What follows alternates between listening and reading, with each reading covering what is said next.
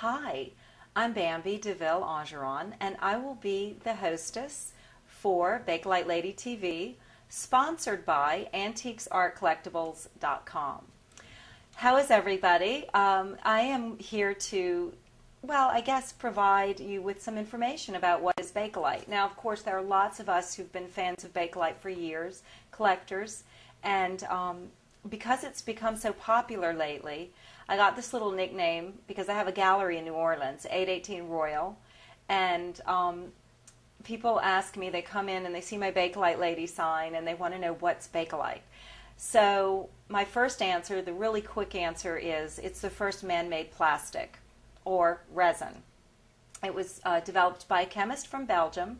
He developed it accidentally in between 1907 and 1909. He worked on a formula to create a hard plastic that was an insulator for heat, because there was a need industrially for this. And so one of the common uses of Bakelite in the early days, and how I actually got into Bakelite, collecting Bakelite, was the Bakelite radios, because they didn't melt. When you see the plastic radios that were melting, those are not Bakelite radios. A lot of people have asked me about that. I started collecting clock radios from the Deco era, and that grew into radios, and then all of a sudden it grew into the jewelry. So Dr. Bakelin, which is another history for you, is where the name Bakelite came from. And it really didn't have anything to do with the process. People ask me if it was a baked plastic. No, it just happened to have been his name. Bakelite is from Bakelin.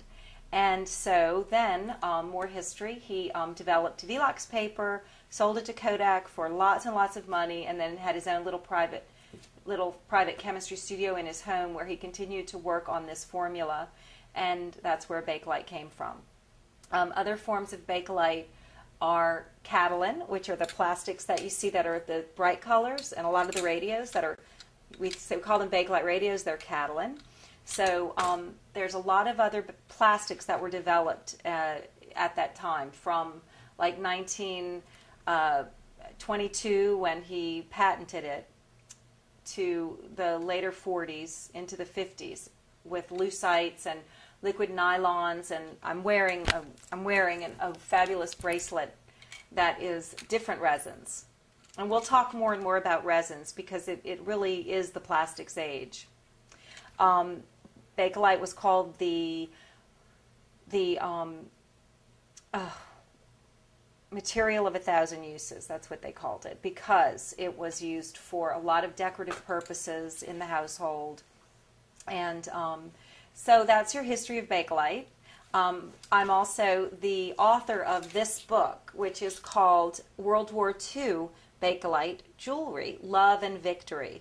And of course, the love and victory part comes in the themed part of the jewelry, which, if you get the book, which is available at schifferbooks.com or at the National World War II Museum here in New Orleans, and also on the website antiquesartcollectibles.com. You can get the book and find out more history, but I'm just bringing up the book because I just wanted you to know some of my credentials. And I'm an appraiser of antiques and collectibles and art here in New Orleans as well.